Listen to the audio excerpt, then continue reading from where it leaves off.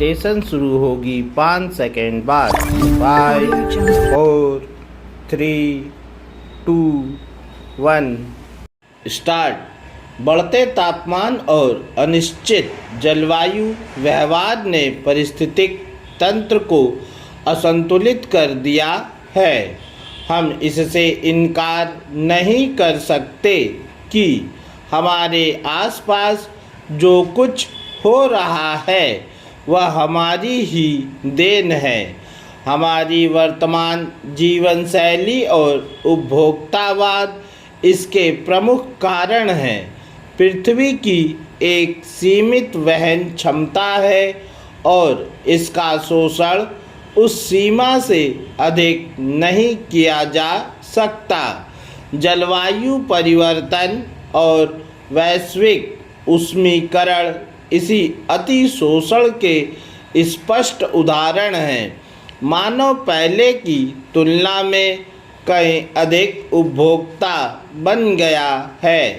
पहले हमारी निर्भरता स्थानीय संसाधनों तक सीमित थी, जो स्थिरता का समर्थन करती थी।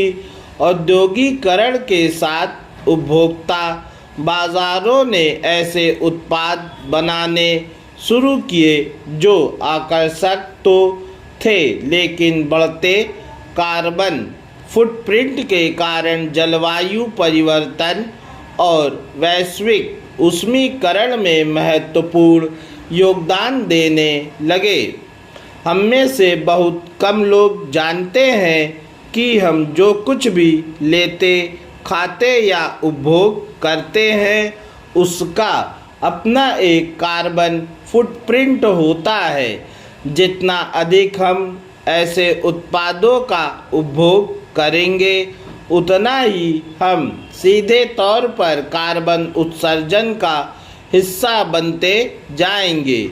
यदि यह समझ हमें हो जाए तो शायद हम शुरुआत में ही व्यक्तिगत और संस्थागत स्तर पर कार्बन उत्सर्जन को कम करने की दिशा में प्रभावी कदम उठा सकते हैं। लेकिन जानकारी के अभाव के कारण अब तक हम ऐसे बड़े कदम नहीं उठा पाए हैं। हर उत्पाद पृथ्वी के संसाधनों का उपयोग करता है और उन्हें कार्बन उत्सर्जन के रूप में वापस लौटाता है।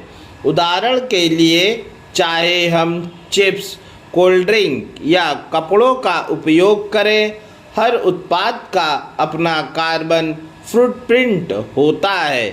प्रत्येक कोल्ड ड्रिंक लगभग 0.15 से 0.3 किलोग्राम कार्बन उत्सर्जित करती है। व्यापक रूप से पसंद किए जाने वाले जंक फूड का कार्बन फुटप्रिंट 0.3 से 3 किलोग्राम तक होता है, जो उसके घटकों और प्रसंस्करण पर निर्भर करता है। कॉस्मेटिक उत्पाद भी अपनी संरचना, पैकेजिंग और अन्य प्रक्रियाओं के कारण लगभग 0.2 से 6 किलोग्राम कार्बन उत्सर्जित करते हैं।